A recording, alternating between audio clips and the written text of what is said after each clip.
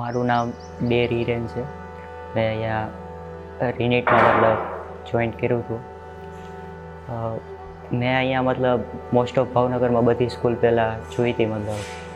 એમાં મેનેજમેન્ટથી અહીંના સ્ટાફ વિશે મને કંઈ જાણકારી નહોતી. પણ પહેલી વાત રિનેટ જોઈન્ટ કર્યું હોય તો તૈયારીની સૌથી વધારે ઇમ્પોર્ટન્ટ હોય તો એ તૈયારી છે કે ભાઈ કઈ રીતના તૈયારી કરવી છે, આ છે તે છે. તો જ્યારે સમજવામાં આવ્યા તો સૌથી પહેલાં મેનેજમેન્ટ જોયું હતું કે મેનેજમેન્ટમાં કઈ રીતના છે.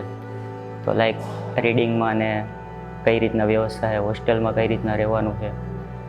તો એ બધું સારું લાગ્યું. કે જેમ કે અહીંયા સ્કૂલમાં જ રીડિંગ કરાવે છે, રાતના રીડિંગ પણ અહીંયા સ્કૂલમાં જ હોય. તો એ બધું સારું લાગ્યું કે આ બધું રેડી છે. સમજવામાં એવું કંઈ વાંધો નહોતો. પછી બીજું ટેન્શન હોય એ છે કે સિલેબસ ક્યારે પૂરો થશે, શું છે શું નહીં એના વિશે. તો સિલેબસમાં તો કંઈ વાંધો નથી આવતો. જેમ કે બાયોલોજી છે તો બાયોલોજી થોડાક ટાઈમમાં જ જેમ કે દિવાળી પછીનો થોડોક ટાઈમ હતો એમાં જ સિલેબસ હરસર પૂરો કરી નાખે તો કંઈ વાંધો નથી આવતો. પછી ફિઝિક્સની વાત કરીએ તો ફિઝિક્સમાં ચેતન સર છે. કોન્સેપ્ટ વાઇઝ જોવું હોય તો ચેતન સર છે. પૂર્વેશ સર હોય તો ઇક્વેશન છે, ડાયરેક્ટ આન્સર જોતો હોય. બંને ટાઈપની ફેકલ્ટીઝ. કોઈને એવું હોય કે ભાઈ આપણે કોન્સેપ્ટ વાઇઝ ડાઉટ કરાવવો છે, કોન્સેપ્ટ વાઇઝ થઈ જાય છે. પૂર્વેશ સરની વાત કરીએ તો પૂર્વેશ સર ઇક્વેશન મૂકીને ડાયરેક્ટ આન્સર. જે ટાઈપના બાળકો હોય એ પ્રમાણે ડાઉટ ફેકલ્ટીઝ હતી એટલે એમાંય કંઈ વાંધો નથી. પછી સૌથી વધારે કેમેસ્ટ્રીમાં વધારે મજા આવી. કેમ કે કેમેસ્ટ્રીની ફેકલ્ટીઝની વાત કરીએ તો કેમેસ્ટ્રીમાં આમ તો સિલેબસ કઈ રીતના પૂરો છે એની વાત કરીએ તો શરૂઆતમાં છે ને ફિઝિકલનું સ્ટાર્ટ કર્યું હતું ફિઝિકલથી. તો ફિઝિકલમાં લગભગ 2 થી 3 મહિનામાં ફિઝિકલ પૂરું કરી નાખ્યું. થોડોક ટાઈમ થયો તો સિલેબસમાં પૂરો થઈ ગયો. 2-3 મહિનામાં ફિઝિકલનો સિલેબસ પૂરો કરી નાખ્યો. પછી ઓર્ગેનિક છે, ઇનઓર્ગેનિક છે. ઓર્ગેનિક સૌથી છેલ્લે લાસ્ટમાં રાખ્યું હતું. એ રીતના શેડ્યુલ હતો જે પહેલેથી જ માહિતી આપી દીધી હતી સમતમાં. બીજી ઇન્સ્ટિટ્યૂટમાં શું હોય તો સિલેબસમાં થોડોક લેટ થાય છે. જેમ કે બીજો મહિનો આવી જાય છે ક્યારેક પહેલો બીજો એ રીતના. પણ અહીંયા ડિસેમ્બરના એન્ડમાં તો સિલેબસ બધો પૂરો થઈ ગયો હતો. ટેસ્ટ સિરીઝની વાત કરીએ આપણે તો અહીંયા ડેઇલી ટેસ્ટ લેવાય છે. એ સૌથી વધારે બેસ્ટ છે કે ડેઇલી ટેસ્ટ લેવાય તો દરરોજનું દરરોજ કામ થતું જાય. એના MCQs આવી જાય તો ખબર પડે કે આ ટોપિક આજે ચાલ્યો છે તો આ ટોપિકમાંથી કેટલું પૂછાવાનું છે, કેવું પૂછાવાનું છે, હર ટાઈપના MCQ આવી જતા હતા. પછી વીકલી ટેસ્ટ હોય તો વીકલી ટેસ્ટમાં સિલેબસમાં જે પ્રમાણે પેટર્ન છે એ પ્રમાણે હોય છે. જેમ કે દર વીકમાં કેટલું આવેલું છે, આ ટોપિક છે એમાંથી કેટલા ટાઈપના પ્રશ્ન પૂછાવાના એ બધું આવી જતું હતું. વીકલી ટેસ્ટમાં પેપરની જોઈએ લેવલ તો પેપરનું લેવલ થોડુંક હાઈ લેતું હતું. કે ક્યારેક રોવરાવે એવું હોય, ક્યારેક ઇઝી હોય. બે પેટર્નમાં પેપર લેવાતા હતા. પણ ઓવરઓલ બેલેન્સ રહેતું હતું કે જેમ કે ક્યારેક બાયોલોજી હતું તો પેપર સ્ટાઇલમાં થોડુંક લેન્ધી તો રહેતું પહેલેથી. પછી બધી ટાઈપના પ્રશ્ન આવી જતા જેમ કે AR છે, પછી સ્ટેટમેન્ટવાળા કોઈ પણ પ્રશ્ન છે એ બધા ટાઈપના આવી જતા હતા પ્રશ્ન. પછી ક્યારેક બહુ ઓછું એવું થતું હતું કે શોર્ટ ટાઈપના પ્રશ્ન પણ આવતા. એવું બાયોલોજીમાં થોડુંક ઓછું થતું હતું. પછી ફિઝિક્સમાં છે તો એમાં તો ક્યારેક ઇક્વેશન બેઝ આવી જતા. જે નાની મસ્ત વસ્તુ જોવાની હોય ને એવું ક્યારેક થતું. પૂર્વેશ સર એ થોડાક ચેન્જ કરતા કે જ્યાં છોકરો અટવાઈ જ જાય એવા નાની ચેન્જ કરીને ફિઝિક્સનું પેપર એ રીતના બનાવવામાં આવતું હતું. કેમેસ્ટ્રીમાં તો રેગ્યુલર જે નીટની પેટર્ન હોય એ પ્રમાણે પેપર સેટ બનાવવામાં આવતું હતું. પછી એના ડાઉટની વાત કરીએ તો ડાઉટમાં પેપર પૂરું થાય એટલે ડાઉટમાં જઈ શકતા હતા. જ્યારે આપણે મન હોય ત્યારે પણ ડાઉટમાં જઈ શકીએ.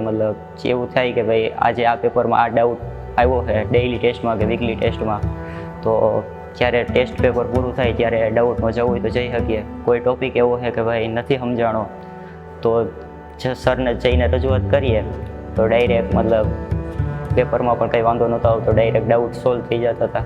ટોપિક વાઇઝ પણ જ્યારે ટોપિક હાલે ન આવડે તો એ ડાઉટ મતલબ સોલ્વ સરને કહીએ કે ભાઈ અમારે ડાઉટ કરાવવો છે તો ગમે ત્યારે મતલબ સર કરાવી દેતા હતા.